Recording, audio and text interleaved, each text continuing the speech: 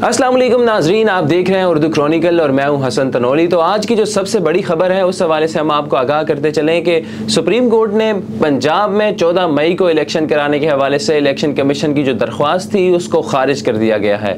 जी हाँ, supreme court ने पंजाब में 14 मई को इंतखाबात कराने के फैसले के खिलाफ इलेक्शन कमीशन की नजरसानी दरख्वास्त थी वो खारिज कर दी है।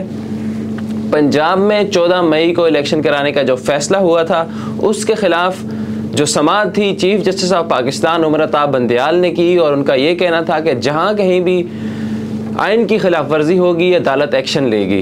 इसी के साथ उन्होंने इलेक्शन कमीशन की जो 14 मई को इंतखाबात के हवाले से नजरसानी की दरख्वास्त थी उसको रद्दी की टोकरी में फेंक दिया गया है। इलेक्शन कमीशन के जो वकला थे उनकी जानिब से ये कहा गया कि हमें 2 हफ्ते पहले सुप्रीम कोर्ट का जो तफसीली फ़ैसला है वो मिला है, तो इस हवाले से हम मज़ीद कुछ दस्तावेज़ात जमा कराना चाहते हैं, इस पर हमें मज़ीद वक्त दरकार है। जिस पर सुप्रीम कोर्ट ने ये कहा, जस्टिस उमर अता बंदयाल का ये कहना था कि आइन की जो जहाँ कहीं भी पाकिस्तान में आइन की खिलाफ वर्जी होगी सुप्रीम कोर्ट एक्शन में आएगी, सुप्रीम कोर्ट मुदाखलत करेगी और हम जो है इलेक्शन कमीशन की जो दरख्वास्त है नजरसानी की उसको खारिज करते हैं। जी नाजरीन, पाकिस्तान के बिगड़ते हुए हालात से तो आप बखूबी वाकिफ़ हैं। कभी बिजली महंगी तो कभी पेट्रोल महंगा तो कभी खाने पीने की अशिया महंगी, गरीब का जीना दोबर हो चुका है।